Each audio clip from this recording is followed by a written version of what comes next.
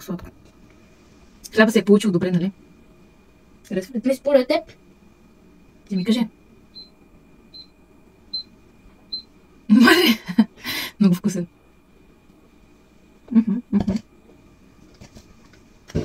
Трябват ни около 100 мл гръщ, както и една 6 чимая, който изглежда горе-долу така. Като тук е слабен дъжд, да сложите една супена ложичка захар, за да може да се активира маята и бавим и малко брашно, около 50 грама. Днес ще използваме брашно от камут. Много интересно и високопротеиново. Поради ниското съдържание на глутен в брашното от камут, трябва да добавим още нещо, за да може да балансираме вкуса и да не стане твърдо.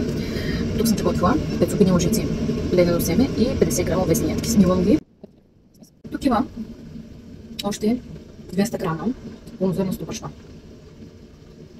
Добавям всичко, за да смесим с 200 грама кисело мляко.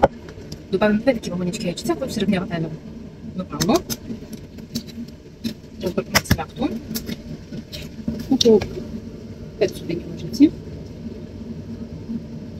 Като, разбира се, слагайте малко. Целта в кухнята е да се забавлявате. Така, и не на последно място добавям една чайна лъжица сол.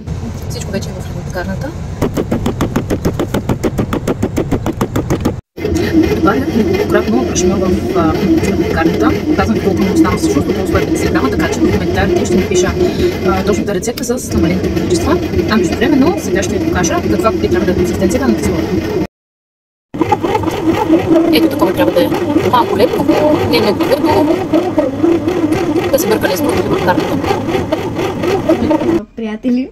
Изпекам вече. И топъл. Ще го разчупиш, ще да го отрежем. Пробвай.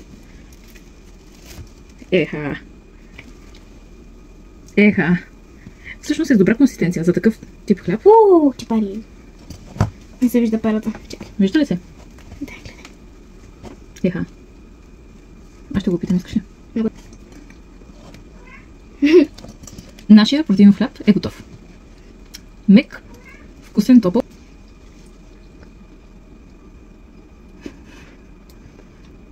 Хубаво. Ти имаш по-малко парче.